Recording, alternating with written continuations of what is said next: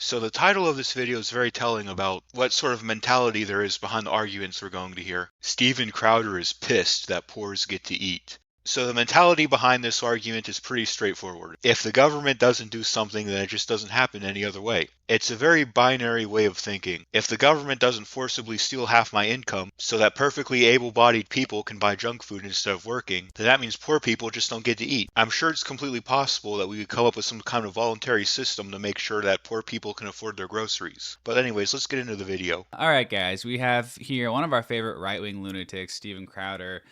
Like all of his, comrades, they're incessantly bitching about SNAP benefits being a thing, where, I don't know, poor people can, eat. It really upsets them. Let's see why Steven Crowder is crying about SNAP today. So right off the bat, this is a massive straw man. Not everyone who criticizes the SNAP program is just upset because poor people get to eat. As a matter of fact, there are some perfectly valid criticisms you can make against the SNAP program that don't involve attacking the poor, such as the fraud, corruption, and abuse that goes on. Not everyone who criticizes the SNAP program just doesn't want poor people to eat or whatever. You may think of SNAP as, hey, people who are down on their luck and they need some temporary assistance, until they can get back on their feet, right? Cinderella man. That's not what it is. Okay, it costs taxpayers anywhere from $100 to $130 billion a year. The number one purchased item, sugary soft drinks, $9 billion a year alone. He's still doing the fucking Bell thing. Like he thinks his audience are dogs. He's training his audience to salivate like dogs and get all pissy over the fact that poor people are able to eat.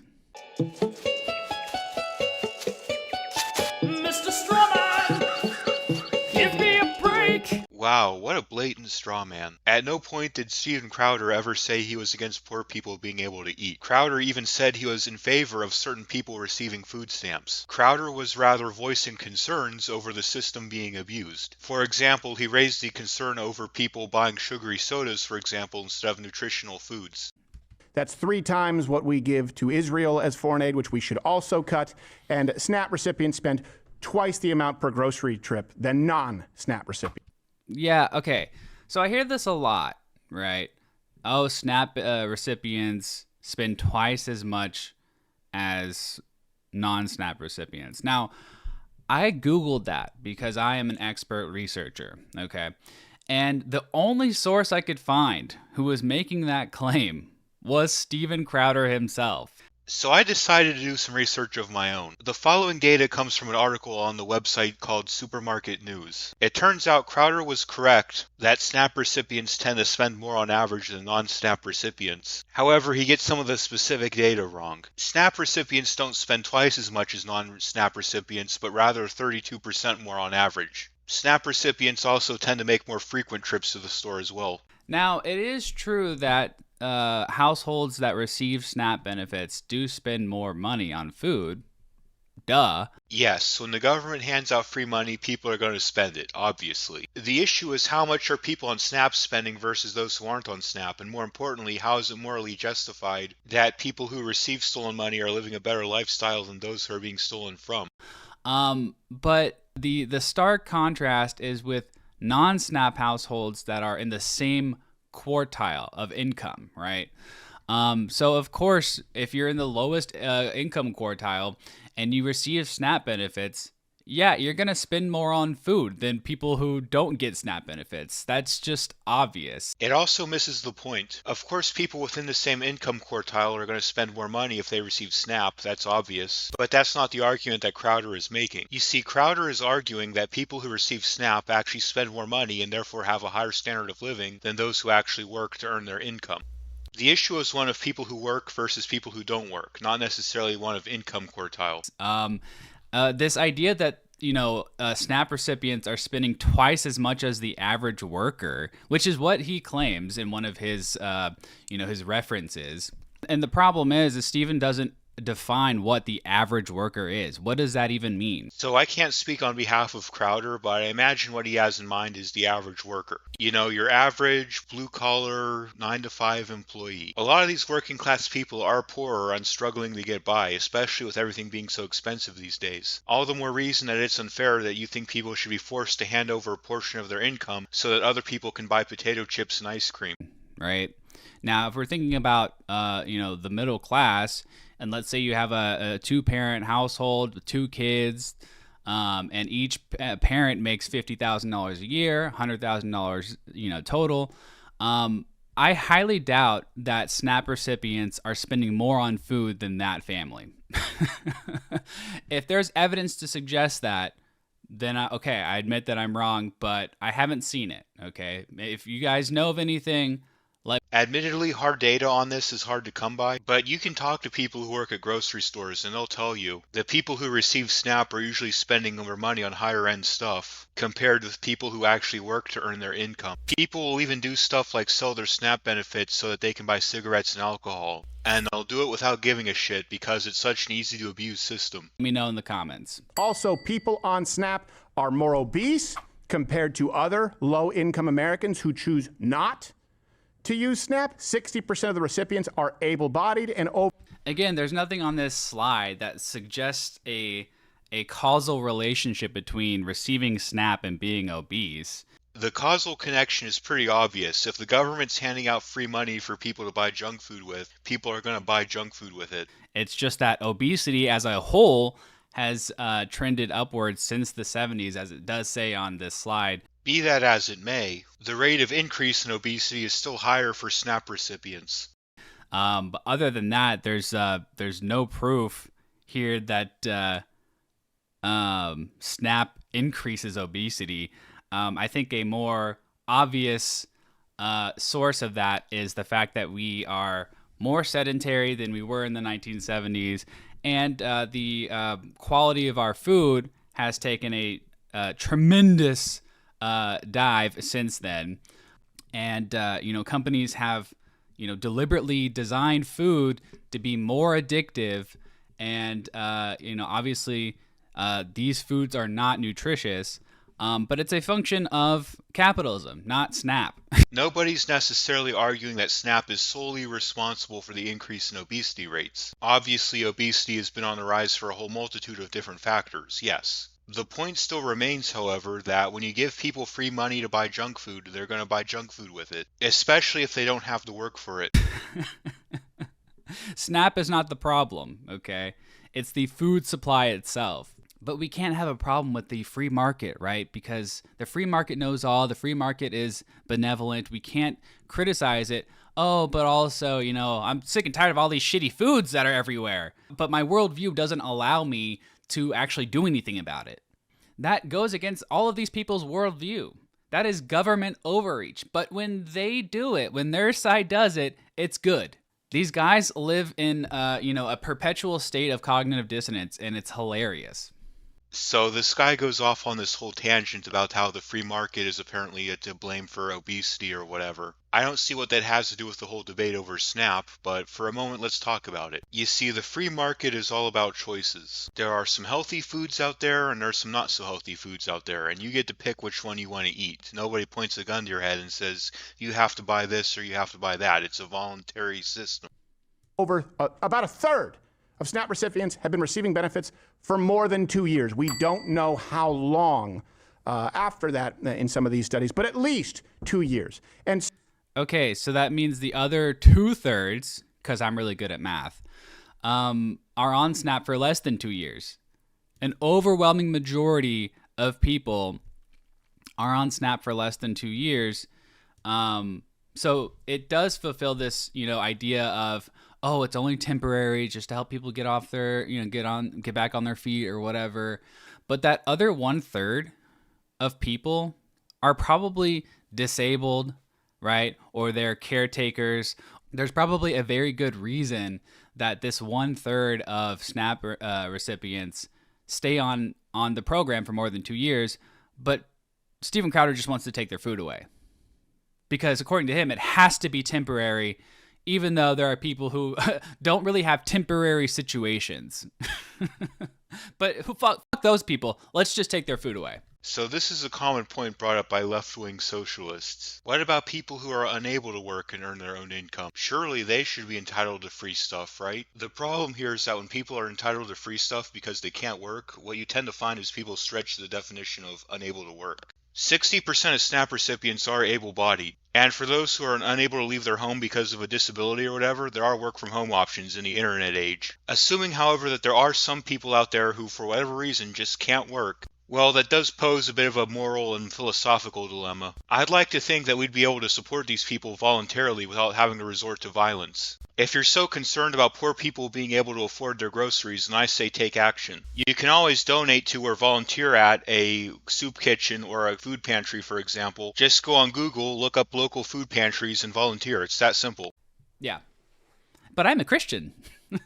So, in preparing for this Change My Mind, I went on my phone. You remember in Black and White and the Gray issues, there was a guy who said, food deserts. I said, it's not a thing. Everyone has a smartphone. And I thought, let me bring up my smartphone. What? I did, and I went to Amazon Prime, and they have Amazon Fresh on there, where there's either Amazon or Whole Foods. It said Snap EBT. And I saw that you get 50% off Prime, including, by the way, the video service, that you get deliveries for $4.99 a month, flat cost, and there are exclusive discounts for people using Snap EBT. It's cheaper for those people. And then I thought, well, food deserts, no, it can pretty much be shipped to every municipality in the poor, rich. And then I said, well, let me look and see what's available on Snap. And then I was enraged for about 3 days straight. So it's time. I decided to bring the feast to you. Everything you see What a lunatic. can be purchased. How is Crowder being a lunatic? I think he has every right to be upset that part of the income that he works hard to earn is being forcibly taken from him so that other people can buy junk food. Through using EBT in the SNAP program and Oh my God, we had no idea that Coca-Cola could be purchased on Snap. All right, so Snap Feast, let's bring out our MC for the evening, actually, to show us what we have here. Mr. Josh Firestein. Very nice. Yes, Stevie, well, I have quite an arrangement. Price is right. Hold on, we need to bring up his mic there a little bit, Billy. Yes, please bring up my mic. These people are stuck in like the 1980s. Have you ever noticed like all of the references Steven Crowder makes to pop culture are like 40 years old? And he was doing that shit in his 20s. Microphone. You do realize that The Price is Right still airs on TV nowadays, right? These guys think they're really fucking clever, right? Oh my God, these things are available on Snap. They must be dining on fine foods every fucking night, right? Like, oh my God, poor people, they just have it so good. They have it so good that they're eating caviar. It is true that SNAP recipients do tend to purchase more name brand products and luxury foods like steak and lobster. It's not a secret. If you think about this for more than 2 seconds, there's a couple of points here, okay? One is that, oh my God, how dare poor people, experience a glimpse of what it's like to be moderately wealthy. Like, how dare poor people eat caviar? That's reserved for the ultra wealthy. They should never, ever have the opportunity to experience that. Hey, pal. You just blowing from Stupid Town?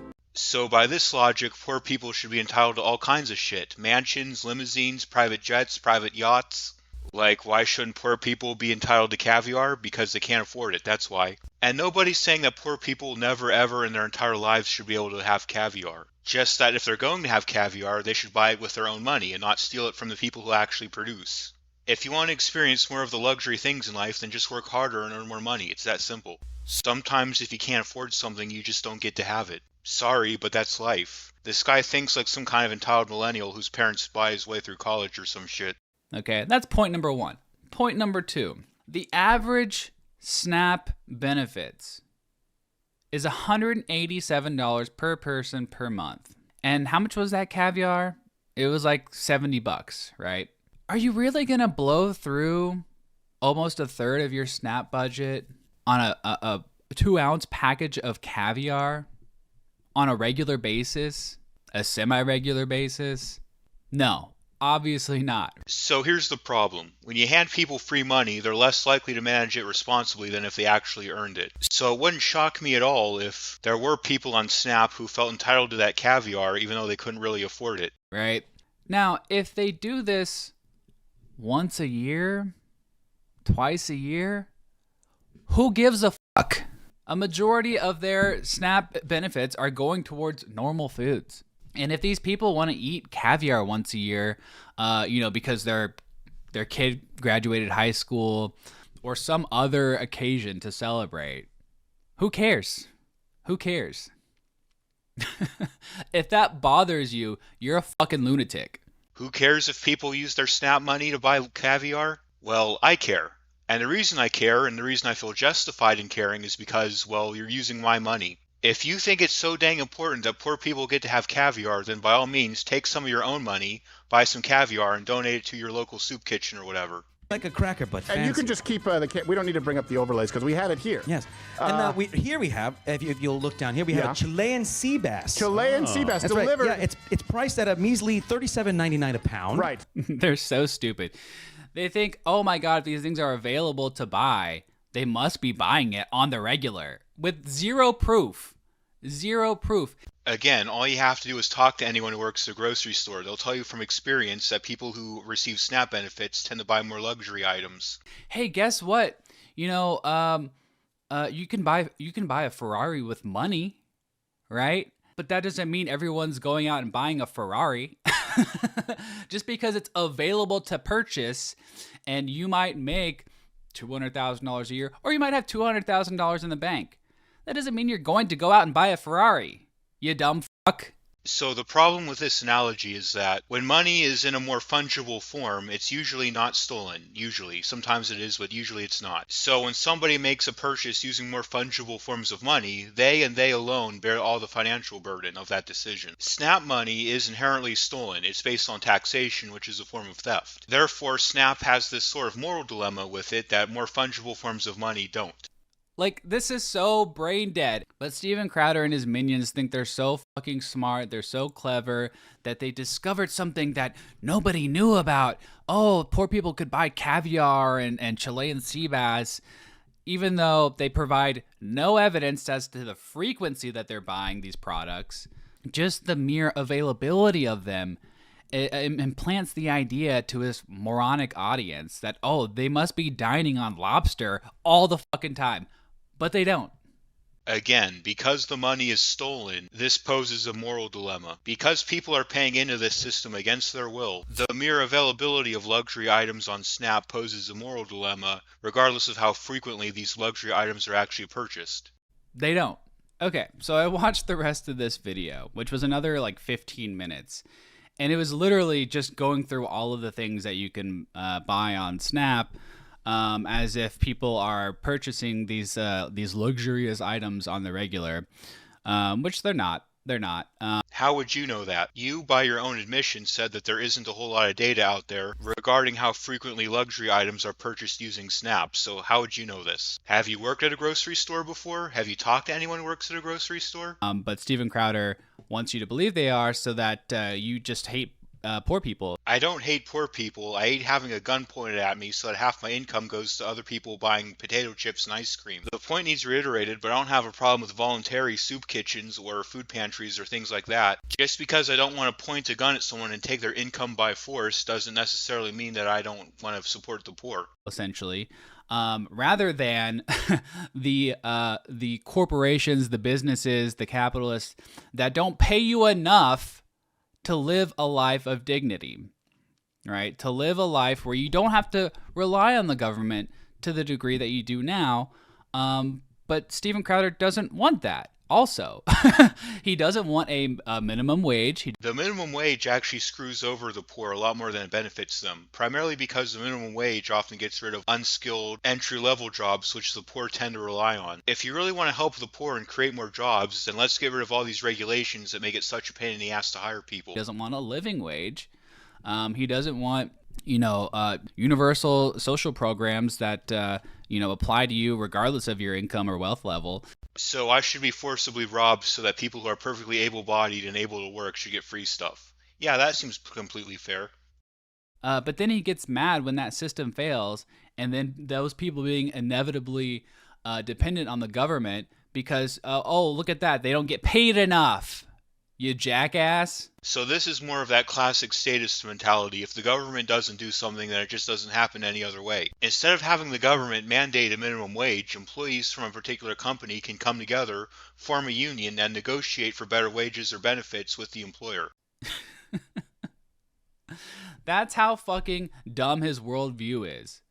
Oh my God, I love capitalism. Free markets are the best. Also, people don't get paid enough, but I don't want to, I don't want anyone to pick up the slack other than, churches and private charity and all this bullshit, which does not cover the gap, but whatever. So this is a claim that I hear socialists make up and down a blue streak. Oh, we can't rely on private charity because it just doesn't cover enough. They make this claim all the time, but they never back it up with data. When you look at data from the OECD, what you find is that billions of dollars a year on the corporate level alone is spent on charitable donations. And keep in mind, that's just on the corporate level. That doesn't even include local efforts like soup kitchens, food pantries, and homeless shelters. So the entire concept that without the government forcibly taking our money, there wouldn't be any support for the poor is just counterfactual.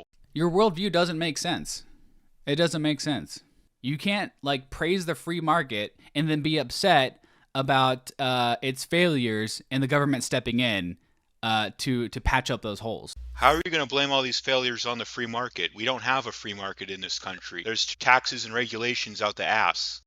But that's, this is true for all of these right-wing lunatics. They all have cognitive dissonance. They don't realize how stupid their view of the world is. But it doesn't matter. Steven Crowder is getting wealthy, and to him, that's all that really matters. So this whole video is basically one big giant straw man, not just against Steven Crowder, but also against anyone who criticizes the SNAP program. He thinks that people who criticize SNAP just hate the poor and don't want poor people to eat. Meanwhile, many people, including Steven Crowder, aren't necessarily against the idea or concept of food stamps. He just thinks they should only go to people who absolutely need them, and they should only be based on necessities. There are perfectly valid criticisms to make against the SNAP program. A lot of them have nothing to do with hating the poor. Until next time, this has been Philosopos and making stupidity play dead. Everyone take care.